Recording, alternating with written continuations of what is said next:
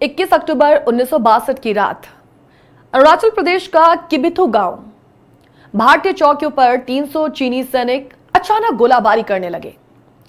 किबिथु में भारतीय सेना की 6 कुमाऊं रेजिमेंट तैनात थी। उस वक्त उसने चीन की गोलीबारी का मजबूती से जवाब दिया। इस दौरान चीन के 60 से 70 सैनिक मारे गए, वहीं 4 भारतीय सैनिक भी शहीद हो गए। सेना ने सरकार से हवाई हमले की मदद मांगी, लेकिन उस वक्त सरकार ने इसका आदेश ही नहीं दिया। इसके बाद 6 कुमाऊं रेजिमेंट को वॉलिंग में पहुंचने का आदेश मिला, लिहाजा किबिथु में चीनी सेना घुस आई। हालांकि 1962 का युद्ध खत्म होने के बाद चीनी सेना किबिथु से वापस चली गई। गृह मंत्री अमित शाह ने हाल ही में इसी गांव यानी कि किबिथु गांव में वाइब्रेंट विलेज प्रोग्राम की शुरुआत की है। चीन को इस प्रोग्राम यहां तक कि अमित शाह के दौरे से भी ऐतराज रहा।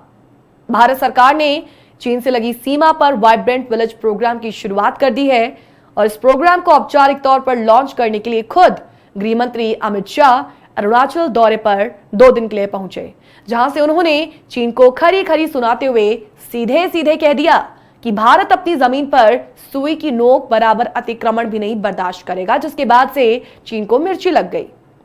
एक तो गृह मंत्री अमित शाह की कड़ी प्रतिक्रिया और ऊपर से चीन का नाम ले लेकर सीधी चुनौती से ही चीनी ड्रैगन बिलबिलाया हुआ है। चीन से लगी भारत की सीमा पर लगातार भारत की तरफ से जो डेवलपमेंट हो रहे हैं वो चीन की चिंता को लगातार बढ़ाए हुए हैं। आपको याद होगा कि करगिल में घुसपैठ की जानकारी सबसे पहले ताशी नामग्याल नाम की एक चरवाही ने दी थी। ताशी नामग्याल बाल्टिक सेक्टर में अपने याक को खोज रहे थे जब उन्होंने उसी इलाके में कुछ संदिग्ध पाक सैनिकों को देखा और इसके बाद ही भारतीय सेना को वहां कुछ सस्पेक्ट लोगों के होने की सूचना मिली, जिसके बाद करगिल का युद्ध हुआ। इसीलिए माना जाता है कि किसी भी देश की सीमा पर बसे गांव उस देश की इंटेलिजेंस की सबसे पहली कड़ी होते हैं। और अब बात करते हैं वाइब्रेंट विलेज प्रोग्राम की। सबसे पहले आप तक ये पहुंचाना बहुत जरूरी है कि ये जो वाइब्रेंट विलेज प्रोग्राम है वो है क्या और इसके तहत आखिर होगा क्या। दुश्मन या पड़ोसी देश की सीमा पर क्या गतिविधि होती है, इस पर सबसे पहले उन्हीं के गांव वालों की नजर पड़ती है और इसके साथ साथ सीमा के गांव को विकसित करके देश की मुख्य धारा से जोड़ना भी वाइब्रेंट विलेज प्रोग्राम का बड़ा लक्ष्य है। चीन ने भले ही इस पर पहले ही काम करना शुरू कर दिया, लेकिन भारत भी अब पीछे नहीं है। जो चीन लगातार सीमा पर गांव बसाने और इंफ्रास्ट्रक्चर को मजबूत करने में लगा है, उसे भारत के वाइब्रेंट विलेज प्रोग्राम से बड़ी परेशानी हो रही है। केंद्र सरकार ने सीमा से जुड़े गांव के विकास के लिए इसे शुरू किया है, जिसका नाम है वाइब्रेंट विलेज प्रोग्राम। और इस कार्यक्रम के तहत अरुणाचल प्रदेश, लद्दाख, सिक्किम, हिमाचल प्रदेश और उत्तराखंड के 19 जिलों के 40 ब्लॉकों में 2967 गांव की पहचान की गई है।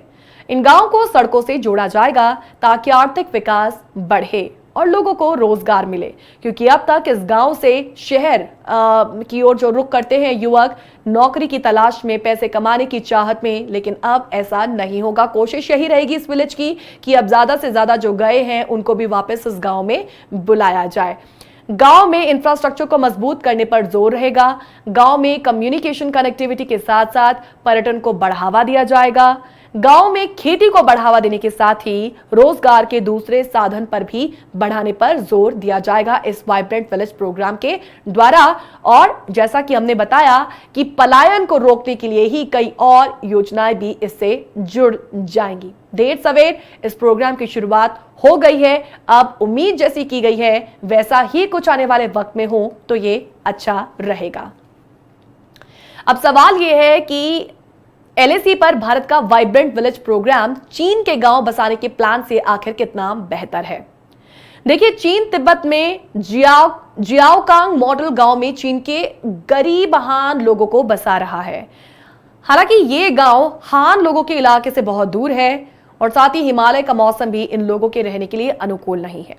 चीन चाहता है कि हान समुदाय के लोग इन गांव में बस जाएं ताकि स्थानीय तिब्बतियों की शत्रुता का मुकाबला किया जा सके, जो मानते हैं कि चीन ने उनके देश पर क्रूर तरीके से कब्जा जमा रखा है। मूल योजना सफल नहीं होने पर चीन ने पैसे के दम पर कुछ तिब्बतियों को यहां पर बसाया है। उन्हें चीन की सेना पैसे भी देती है और इसके बावजूद चीन तिब्बत के लोगों पर भरोसा नहीं करता। चीन की सेना ने जियाओकांग गांव में तिब्बती लोगों पर नजर रखने के लिए व्यापक निगरानी उपाय कर रखे हैं। ऐसे में एलएसी के पार तमाम एक्टिविटीज, तमाम गतिविधियों और भारतीय सेना के गश्ती दल पर नजर रखने के लिए इन गांवों को बचाने का मूल उद्देश्य सफल नहीं हो पाया। चीन के जियाओकांग गांव में सभी आधुनिक सुविधाओं वाले घर हैं, लेकिन रहने वालों के लिए यहां पर कुछ भी नहीं है। रहने वाले ही नहीं है जिनके लिए वो बनाए गए। चीन भी चाहता था कि मुख्य भूमि से पर्यटक इन गांव का दौरा करे और वहां रहे, लेकिन वो उद्देश्य भी कहीं ना कहीं चीन का विफल रहा, क्योंकि हान समुदाय के लिए यह गांव बहुत दूर है और दुर्गम है। एलएसी के पार के अधिकांश चीनी गांव अब पीपुल लिबरेशन आर्मी के लिए आवासीय क्वार्टर और रसद सुविधाओं के रूप में काम करते हैं। तो ऐसे में कहीं ना कहीं ये चीन के लिए पैसे की बर्बादी भर ही तो है। दूसरी ओर भारत के वाइब्रेंट विलेजेस मॉडल में आदिवासियों की स्थानीय आबादी, जैसे किबिथु गांव की हमने बात की थी, उसमें मेर और जखरिंग को प्रायोरिटी दी गई है। यहां स्थानीय लोगों के जीवन की क्वालिटी को बढ़ाने के उद्देश्य से पीपुल सेंट्रिक प्रोग्राम बनाए गए हैं। सीमा पर भारतीय सेना की आंखों और कानों के रूप में सेवा करने के लिए स्थानीय आबादी का होना जरूरी है, और इसकी वजह यह है कि लोकल लोग इन दुर्गम इलाकों के चप्पे चप्पे से परिचित हैं। साथ ही भारत ने अपने प्रोग्राम में लोकल लोगों को आधुनिक सुविधाएं देने के साथ साथ कमाई का जरिया बढ़ाने वाले उपाय भी किए हैं। यही कारण है कि भारत का मानवीय और परोपकारी वाइब्रेंट विलेज प्रोग्राम चीन के निरंकुश मॉडल से कई गुना बेहतर है। वक्त है एक और ब्रेक का। ब्रेक के उस पार बात चीन 14 और हम बस 4, इस कोड को समझेंगे, पर पहले ब्रेक लेंगे।